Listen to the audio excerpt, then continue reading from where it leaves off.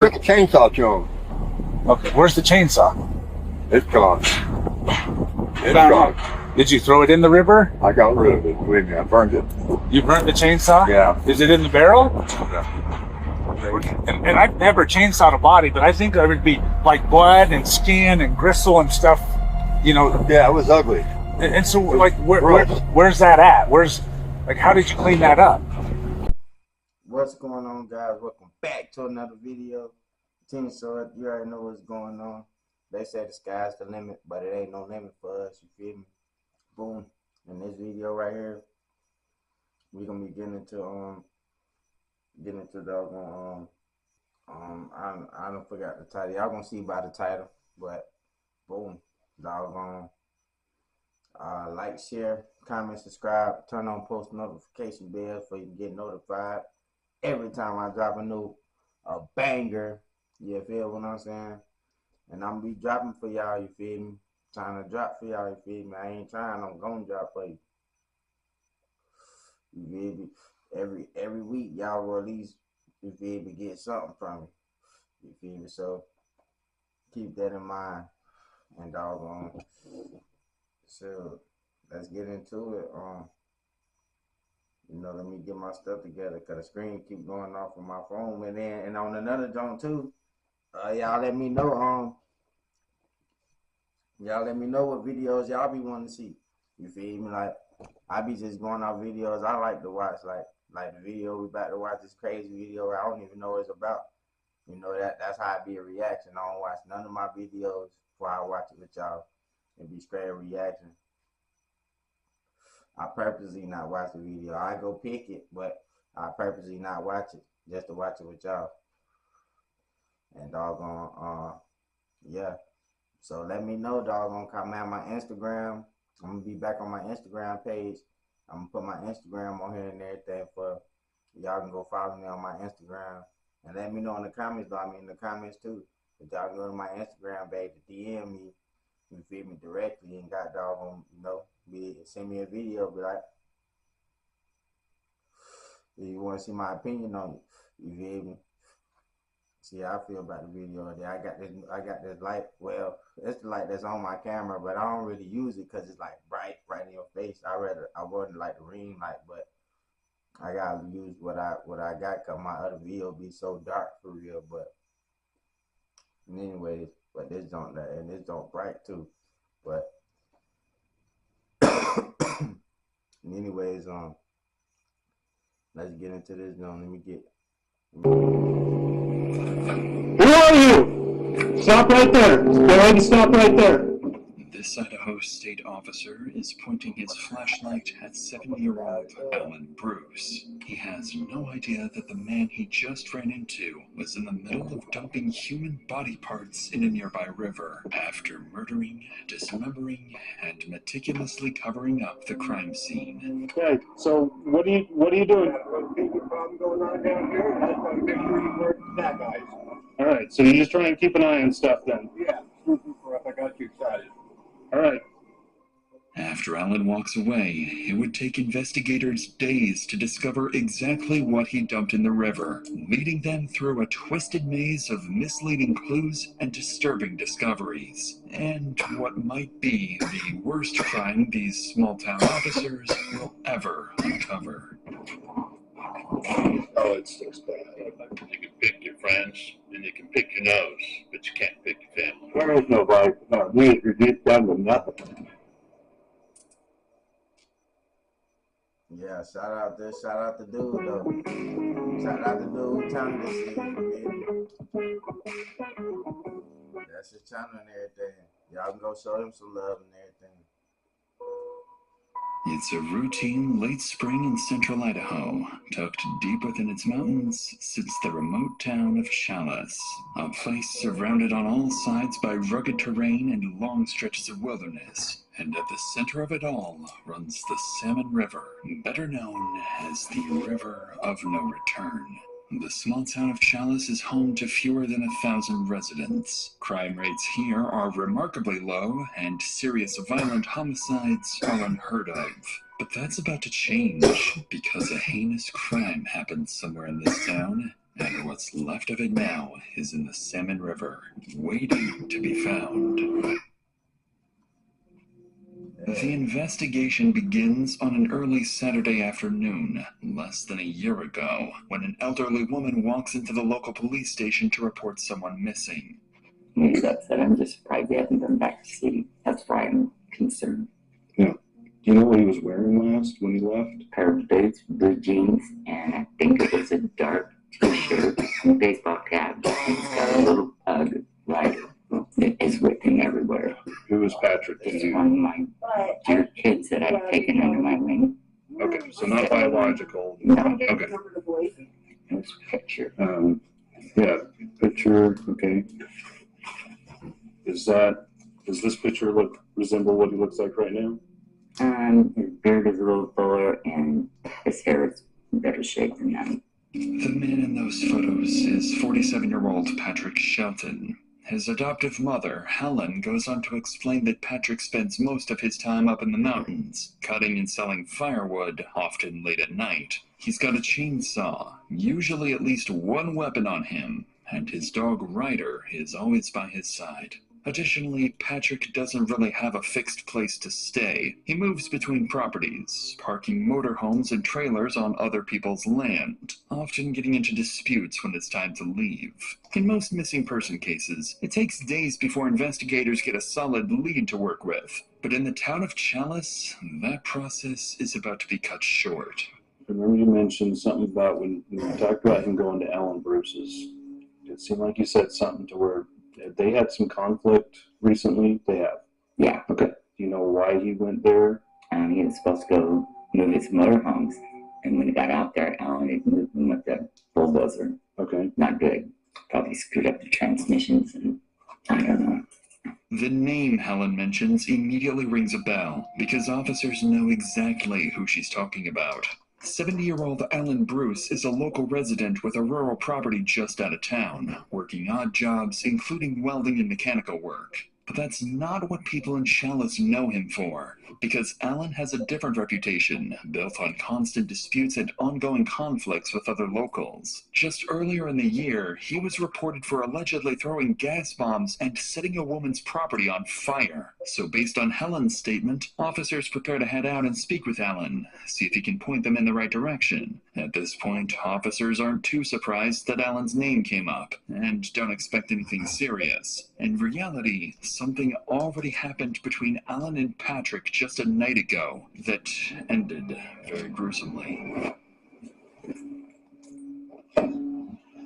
While officers are on their way to question him, Alan is still in the middle of covering things up. In just a few seconds, a deputy pulls up to his property. Hey, Alan! How's it going? One thing after another? Hey, I was just coming to chat with you. We had a report that no one knows where Pat is right now. Yeah, they don't. Okay. And I just wanted to touch bases with you because I know you got the stuff off your property, but he was going to come by to pick it up, right? Yeah, Did you ever see him on that? I did. Oh, okay. They came out here and he was unhappy, very unhappy. Okay, but it was just all kind of verbal argument or something, or he's just, okay. And he went and got his stuff then, or? Well, he got some stuff here. He said he wanted to go cut some wood. He needs some money. So he's probably somewhere out there, maybe broke down. I don't know. I'm just trying to create a timeline so I know who last saw him. So when was that he showed up here? 2 nights ago. 2 nights ago? 2 nights ago? Let's see, what is it? Thursday night? Okay.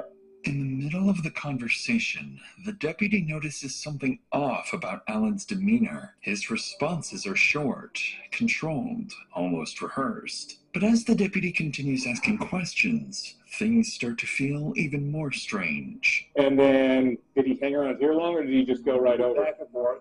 Back and forth?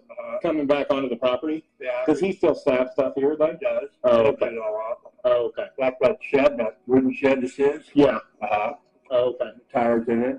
And what you can see is a pickup rack just over that board. Oh, just the steel there poking up? Oh, okay. Okay. So Wooden rack over there, the back of trackers, like that. okay, just kind of bunch of crap laying around. Okay. So he got some of it though? Yeah. Do you know where he was taking it to? Taking down his motorhomes. Oh, where are his motorhomes? Right here, Rockland Range. Okay. Oh, there. There's his van charger and the other one's in front. The motorhome Alan is pointing to does indeed belong to Patrick, but more importantly, it holds items that might explain what really happened to him. Alan goes on to explain that he moved Patrick's motorhomes himself because of the ongoing disputes and problems between the two, which sounds normal considering they're frequent business partners. But as the conversation continues, the deputy takes note of Alan's shifting body language and quietly requests another officer to the scene. There's a noticeable tension in the way Alan carries himself. This is because while he's speaking to the deputy, his sole focus is on the barrels sitting just a few feet away, with Patrick's dismembered body parts hidden inside. I was just on a phone call from. That's crazy work, man. And you right, you right there, and you got that going on right on the property, like, and they don't smell it. Like, I don't know what the man got going on, but let's see. I'm hooked. I like stuff like this, like, and I don't know like the difference. That's why I say I want to see what y'all like. You feel what I'm saying? What y'all want to watch? Let me know. I'll react to it. You can get to see my reaction. And this right here is crazy. I didn't want to bring that out here, so.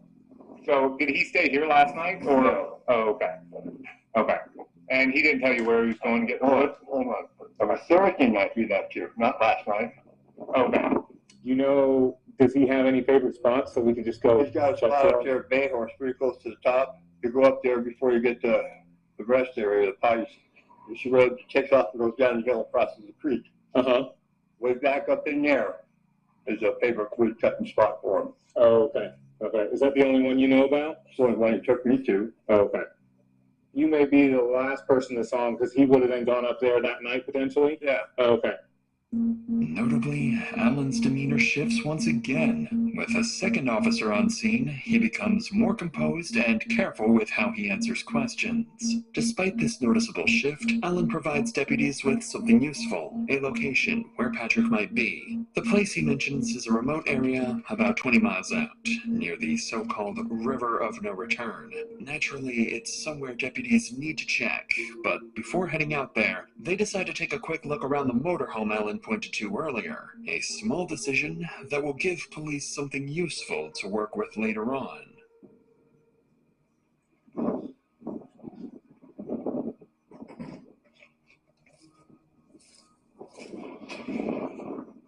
The doors are ratchet strapped closed.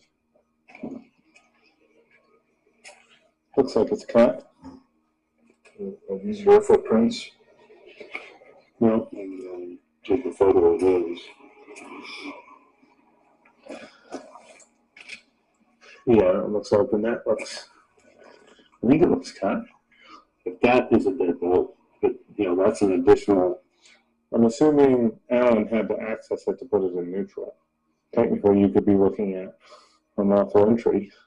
Clearly, the locks have been tampered with, consistent with Alan's explanation that he moved the motorhome himself. It's a small detail, but one that could give officers grounds to detain him later on, depending on how this unfolds. But without a warrant, officers can't search inside the motorhome, so they step back, leave the scene, and head towards Big Hill, where Patrick might be. At this stage, there is still no confirmed crime. Alan has been forthcoming and nothing directly points to anything serious just yet. But by the end of this night, police will have more than one suspect on their hands, and what might be the worst crime this town will ever see.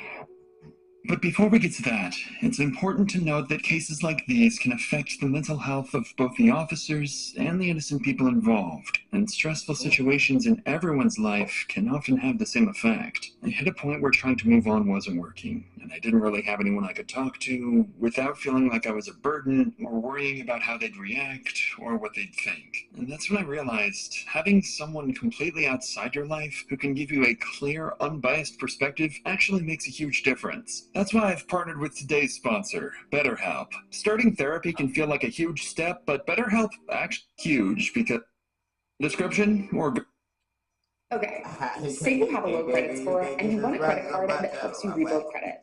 Where do you go? I ain't get paid for it. Roughly 2 hours later, deputies arrive at Big Hill where Patrick was known to frequent for cutting firewood. On the ground, deputies notice tire marks and begin following them, and as they continue along the trail, they spot something in the distance. A red pickup truck matching the description of Patrick's vehicle, with a damaged windshield. Yeah, I think that's normal. I believe so. Hey, Pat! Pat! Pat, it's Tuscany Sheriff's Office! Can you hear us? Dog's in the seat. Alive? What was the dog's name? Ryder. Ryder, buddy. Ryder. Is it awake? No, it's not moving. Dog's been in here a while. He's messed himself. Oh, he's moving. It's definitely a he, by the way. Hi, baby. Oh, you're okay. We're gonna get you some water, okay?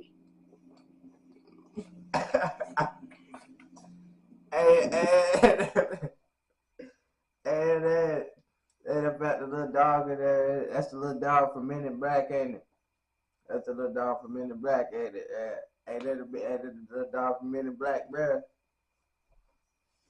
That's crazy. That's the little dog from Men in Black. The little dog do be looking, but they is though nice at the same time. Okay, you know how some could be. I ain't gonna touch them, you know, but the dogs is cool though. Yeah, that's crazy. And they found the dog around this crazy dude, this freaking serial killer crazy dude. Man, let's see how this gonna play out. But you remember that dog? That dog is out Men in Black though. Leave in the comments if y'all know what I'm talking about. Yeah, I don't know. Where did he go? That little dog out Men in Black. Miraculously, Patrick's dog Ryder is still alive after 2 full days, but he's severely dehydrated. As deputies pull Ryder from the vehicle and give him water, they notice something else. Patrick's chainsaw is missing from the truck, suggesting he might still be somewhere nearby. And while they discuss their next steps, Ryder suddenly begins reacting to something in the air. Dogs like Ryder have a sense of smell up to 100,000 times more powerful than humans, comparable even to trained police canine units. Without realizing it, officers have stumbled onto their strongest lead yet, and Ryder might guide them directly towards the answer they're looking for. Poor buddy. What's up? No. So that makes me think he could be down lower if he would, because his chainsaw's not here. Yeah. He always has his chainsaw. I'm thinking so. I'll go with you. I kind of want to walk down there and see if his behavior still points that way. Right. Let's walk him.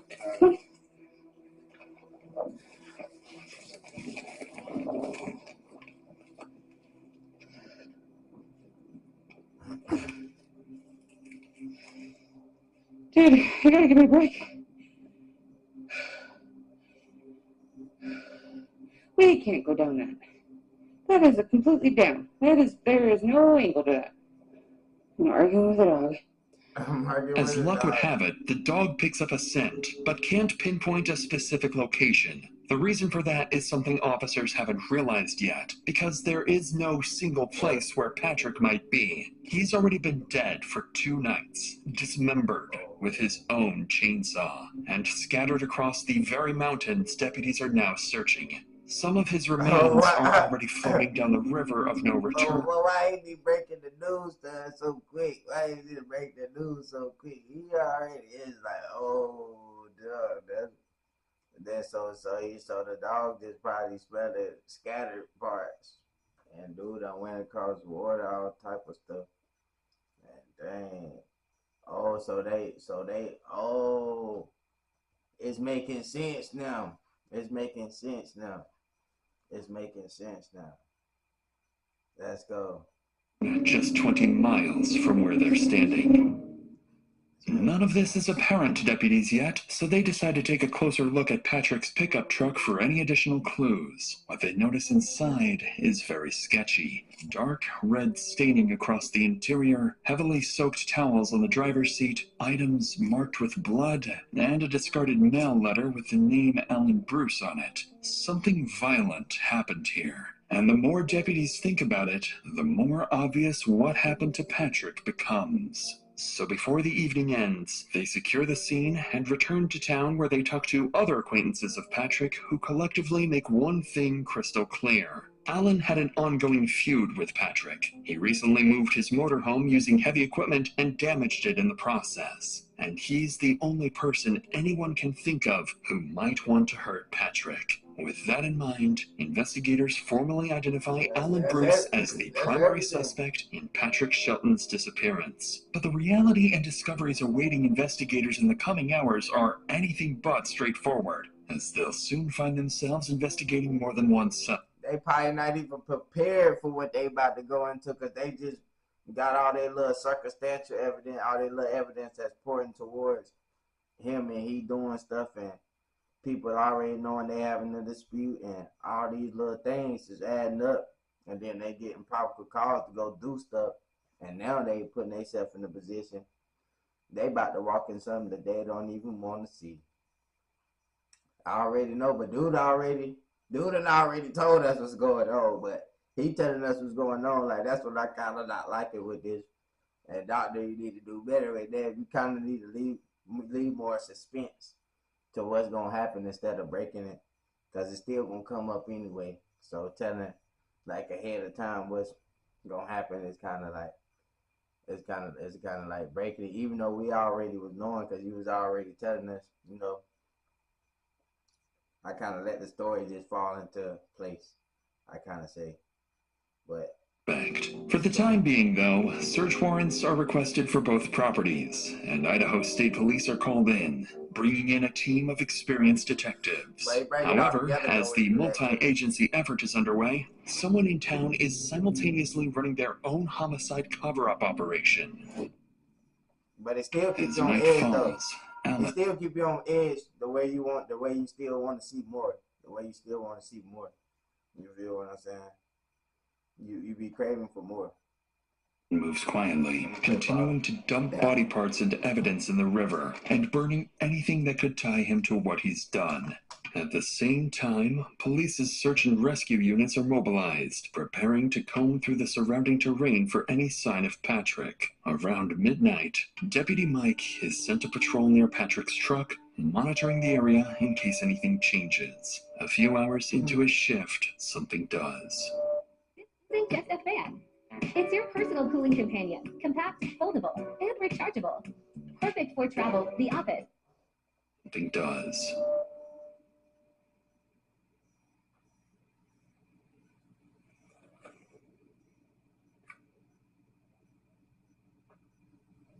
Who are you? Stop right there.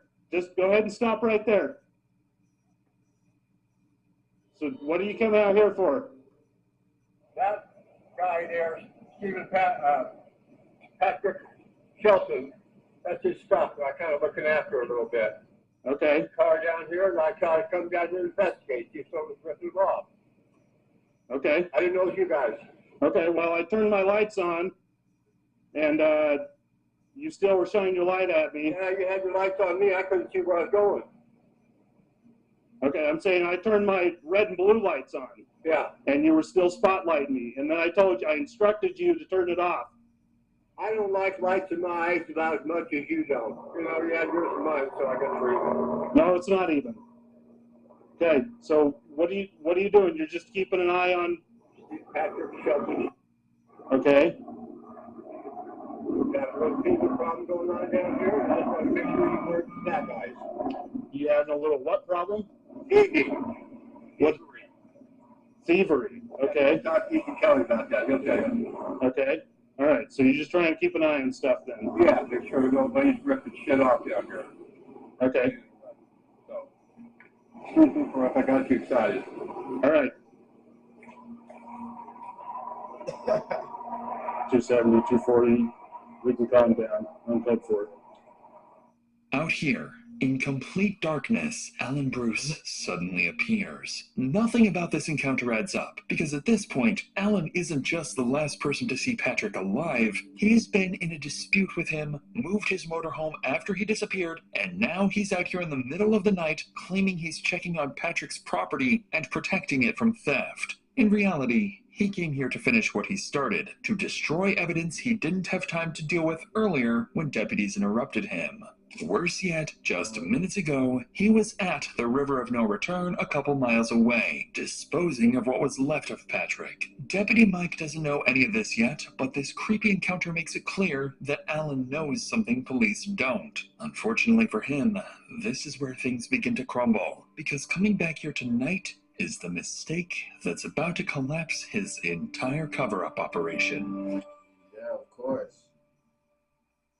Yeah, of course In the early hours of the following morning, investigators used the overnight developments and the encounter with Alan to accelerate the approval of search warrants. With everything they've seen so far, he being too involved ain't being too weird type jump.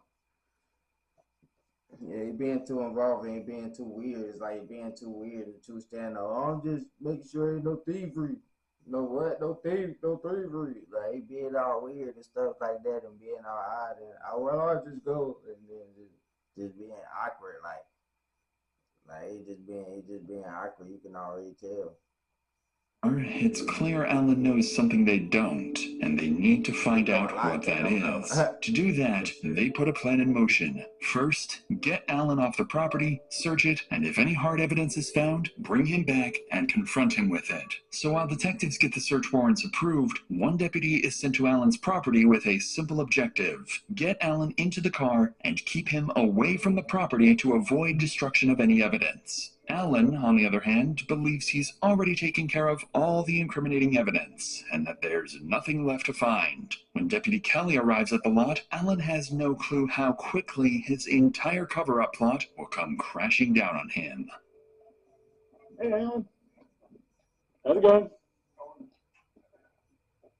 Hopefully your day's a little better than when I last ran into you. You said everything was, well, your truck's still broken down, I guess, so maybe that's not the case. Doing all right? You just hop in the front there. Sure hoping to, deputy. We got unfinished business. Yeah, is there, you still got stuff on your property too to get off too, huh? So, I mean, y'all were getting along for a while there, but then, what happened there even? He just started accusing you of stuff, or? Yeah. And there was nothing I could say to convince him that wasn't. Well, I appreciate you being available to just chat with them a bit more. They're the professionals. They've got questions I probably didn't ask you. Even as the deputy tries to subtly probe for more information, nothing useful comes out of it, and Alan sticks to his story. Interestingly, though, Alan appears noticeably more relaxed, likely because he's confident that there's no way police can tie him to a crime. Roughly 30 minutes later, deputies and detectives arrive at the property. While Alan waits inside his car, the discovery of the evidence he failed to cover up starts with Patrick's motorhome.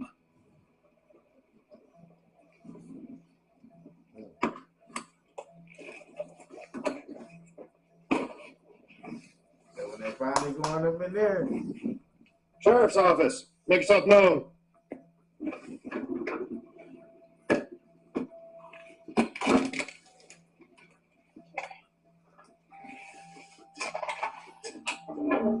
Dang. This is. Got a gun case?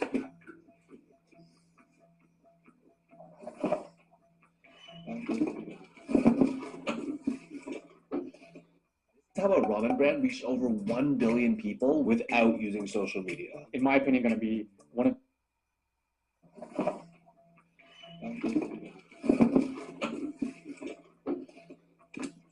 Patrick's empty gun box is consistent with earlier statements that he always keeps a firearm with him. The problem is, that gun is nowhere to be found in the motorhome, and it was never found in his pickup truck the previous day. With Patrick's motorhome cleared, officers move over to Alan's property. Alan owns multiple structures and vehicles on the lot, and after clearing a few of them, deputies find no obvious signs of a crime. It seems like Alan's cover-up operation is successful so far, but that begins to change as deputies notice something unusual lingering across parts of the property. Something stinks. Oh, it stinks bad.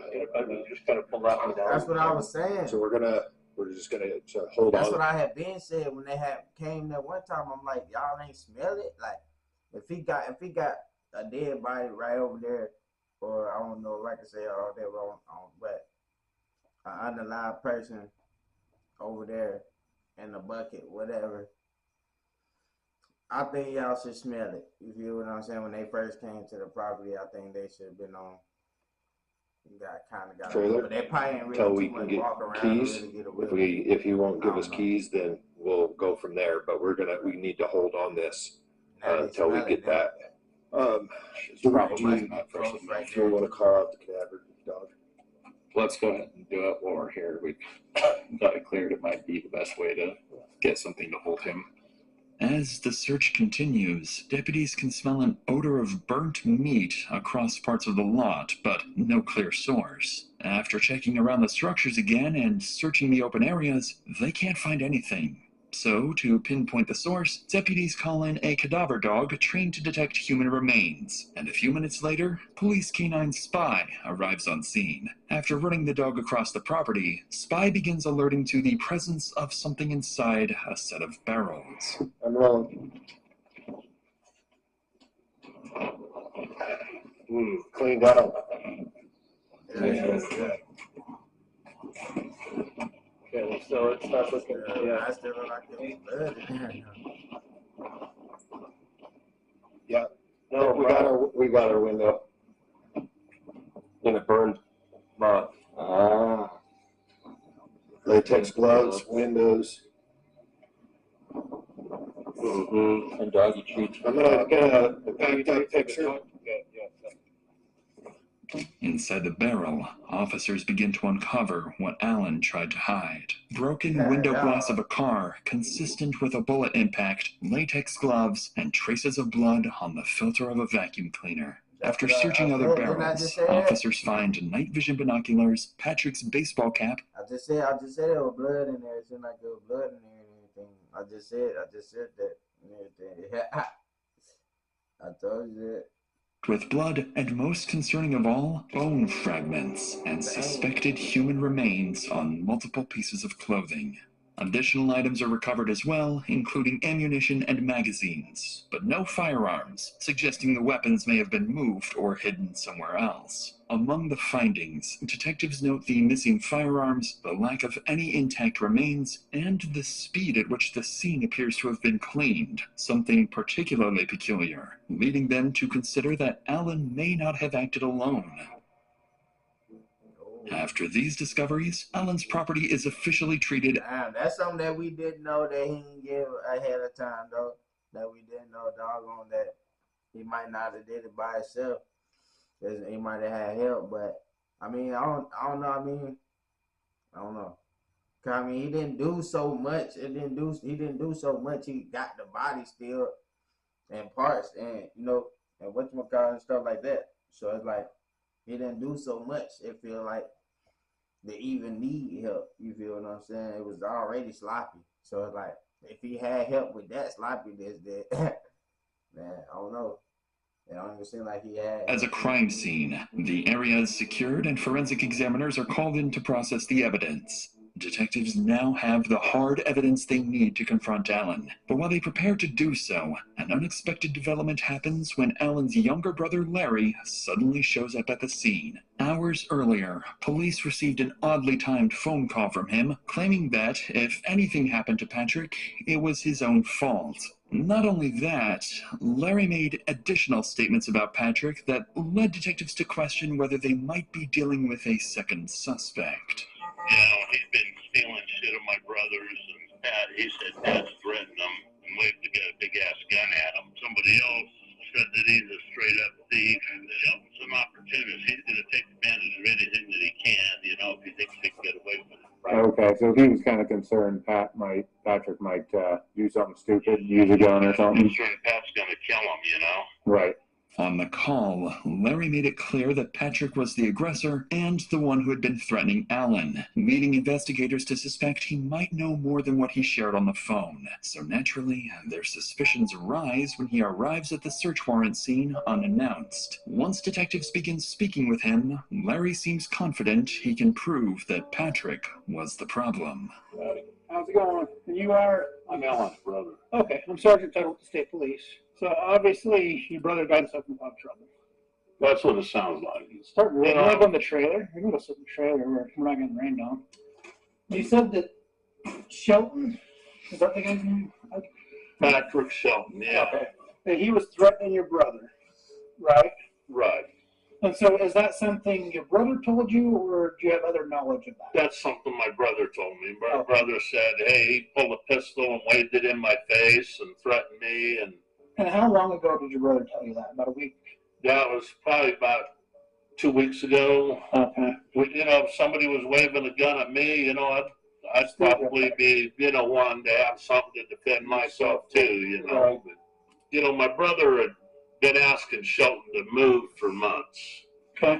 And Shelton was like, well, you know, basically. So my brother took the little road grader, the little dozer, and pulled his stuff and put it out here on the other side of the fence. Is that something your brother told you, or is that something you saw?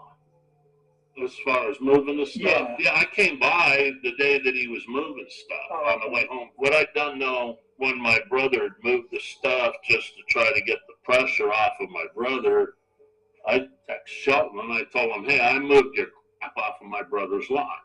So then he texted me back when he got to town going, I got a beef with you. I mean, Shelton's a drunk and a dope fiend. Okay, so not getting your that was that was May 3rd. Okay. He goes, I'm broke down, trying to get a ride. And you said, never mind, I moved it for you, give Alan back whatever you took it as. Yeah, he goes, who is this? Yeah, Alan brought the beef to me anyway. I don't have any of his. Well, Alan kept showing me pictures of stuff that was missing, you know, where it was and missing, and Patrick was like one of the only people in here, so. Yeah, you want to see this, you could daggone be the doggone, but dude probably was that type of person, like, the type of person that make you know, and then he probably would threaten people and doing stuff, and then, but like I said, they don't give a person a reason to. But then they got a whole junk on their hands now. It's like, let's see how it's gonna go. I have a beef with you too. Okay. Let's put bring your beef. We know who you are, drug addicts. Just remember me with all of us. And I'd taken pictures from the sheriff's office parking lot, thinking that, well, maybe he'd think I'm a sheriff, and maybe he'd package, you know, or leave Alan alone and get the out of town, you know. So I put, with all of us, you'll lose. Best thing for you to do is pack up and leave Custer County and don't come back. Alan's brother goes on to pull up additional messages between him and Patrick. The messages he shares show the feud escalating over time, primarily over Patrick refusing to move his property off the land and accusations that he'd been stealing from Alan. As detectives read through them, it becomes clear that Alan's brother wasn't just aware of the conflict, he was involved in it at some point. This only adds to investigators' suspicions, so instead of continuing to circle around it, the detective says exactly what he's thinking. Yeah, it's... And no sign of Shelton, though, huh? Find a body or anything? Or? There's signs of Shelton, just not living signs of Shelton. One of the things I'm trying to wrap my head around is, I'm like, how did he do that by himself? He's not a very big guy. Like, how would he move things around without somebody helping? Like, if he, let's just say that if he shot Shelton and took him somewhere and dumped his body, who would he call to help him? I have no clue. I mean, he wouldn't call me. Right. That's what I'm saying. Does he have good friends that? I don't know. I don't know what he's capable of. You know, I mean. Right. I don't know anybody that would help him move something, you know, help him commit a crime, you know. I mean, my wife would shoot me if I helped him, you know. How long you been married? Since 2016. Yeah, she'd murder you. 9 years. Last night she's like going, this and that, you know, and what if it was Alan? What if he comes and kills us in our sleep, you know? I was like, you know, because, I mean, she was watching that Criminal Minds for a long time, you know, after she retired from the DA, you know. It's like, you know, serial killers, you know. Tell her baby's Custer County. Don't worry about serial killers. When it's all said and done. Oh no, he seemed different than his voice shaking when he's speaking about certain stuff. So it's like, I don't know that he's speaking weird. I don't know about him. Man's voice shaking, stuff like that. Body demeanor, you gotta watch hands because you really could watch body demeanor in this junk cause his face covered up, so you really could just see like body demeanor, like he really just keeping his hands in his pocket for real. So everybody will know everything. You can pick your friends and you can pick your nose, but you can't pick your family.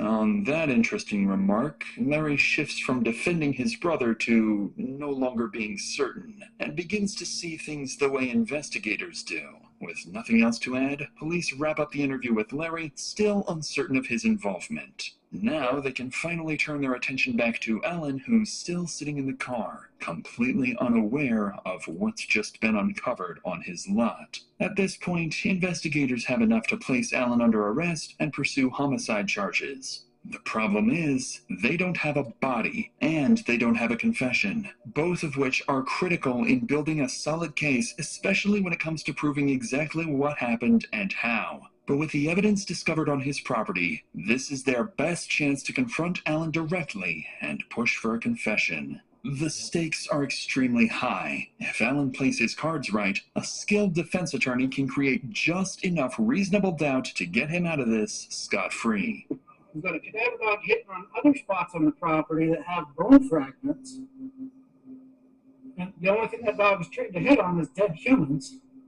You know, there was only 2 people here. That's the thing. He probably talked about, you know, it's scattered parts everywhere. So the body just, the remains everywhere, the bones and all the stuff that y'all seeing.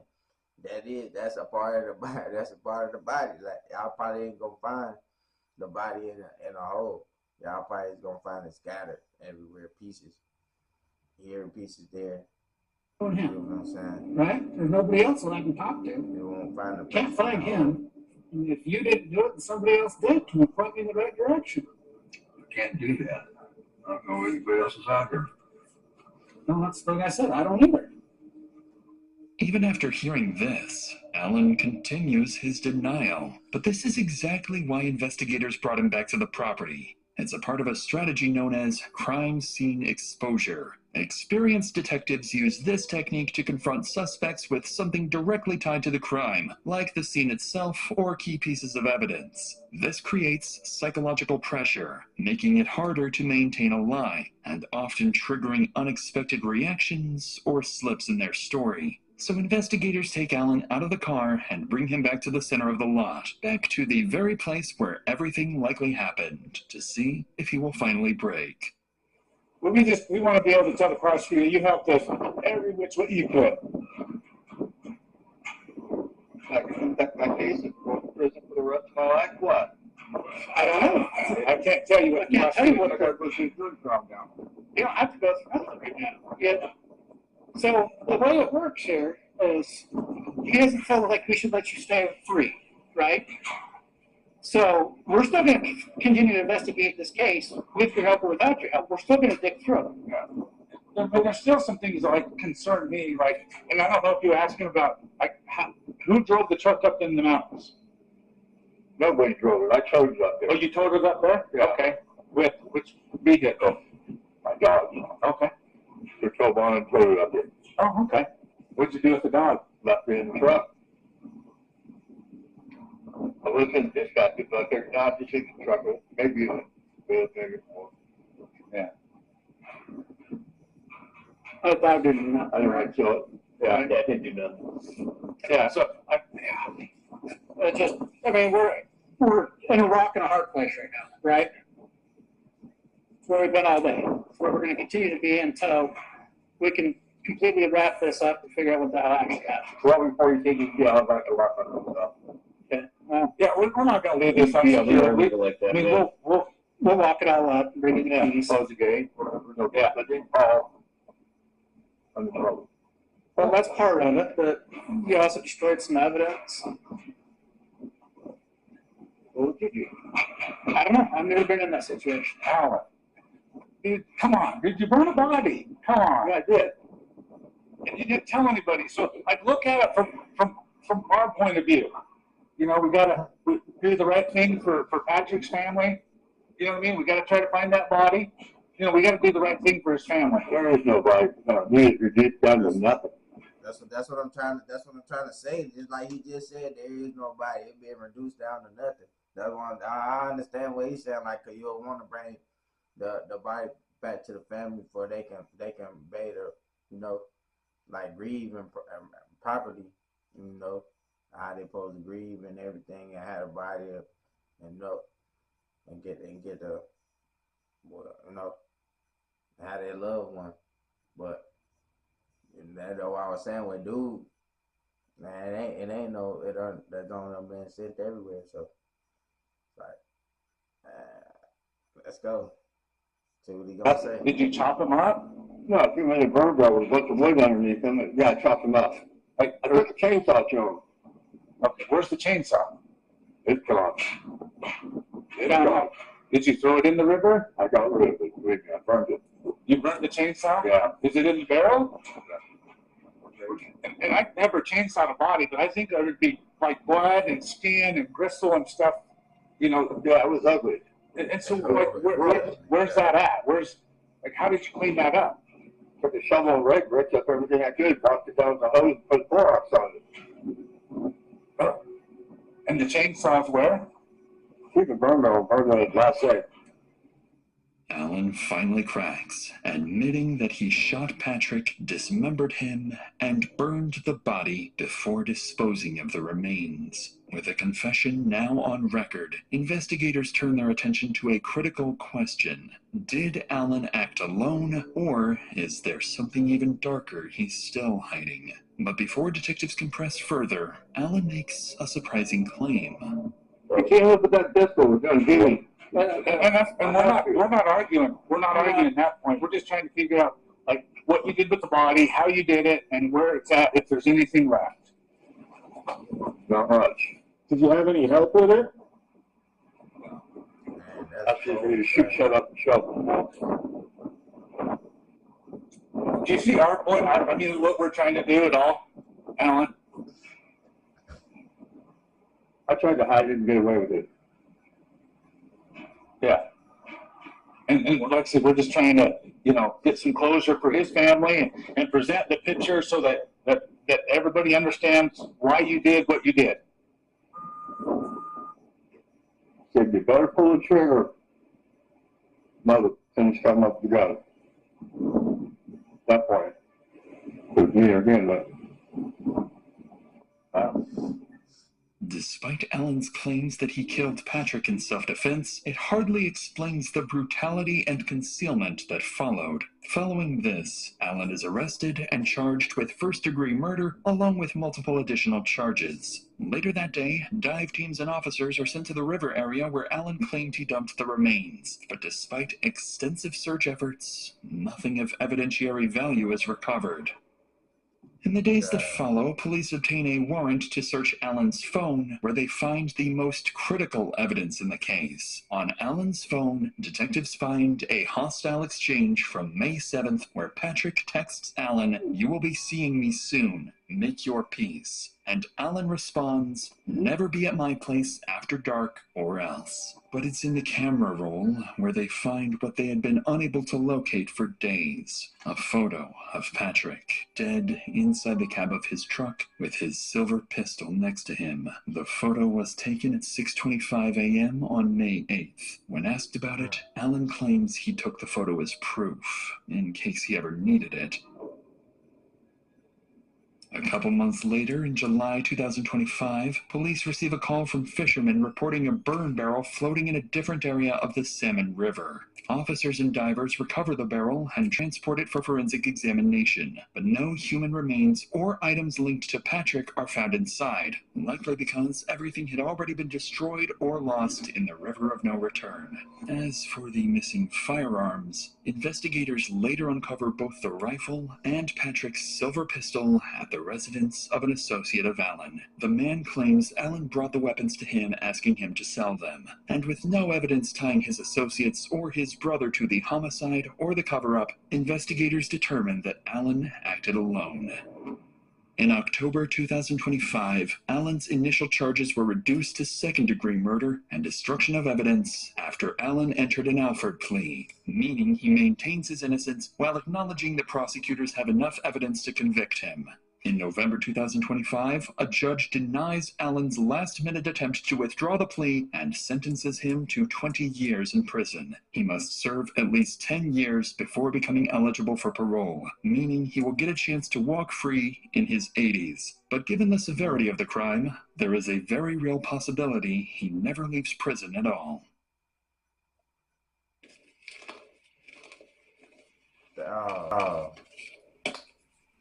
Hey, that was a long one too, and that was a good one. Y'all let me know what y'all think.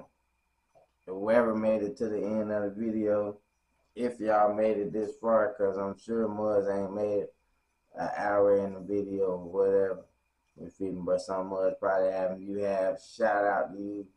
You feel what I'm saying? If you done made it this far in the video, you feel what I'm saying? It's like, and what y'all feel? What y'all feel like? That was crazy. Dude done did all that, you feel me, and at the end admitted it, you feel me, you done did this to dude, did that to him, did all that shit, almost got away. I feel like it was kind of close. If he would have made some minor mistakes, he might have would have got away with it. And it's, you know, it's crazy. Well, I want to hear what y'all got to say in the comments. You feel me, go crazy. Run this video up, run me up. You feel me? We got to get up, and I'm going to do a giveaway once we get to a certain jump, but you feel me? Hey, just let me know what you feel, and I'm out. Peace.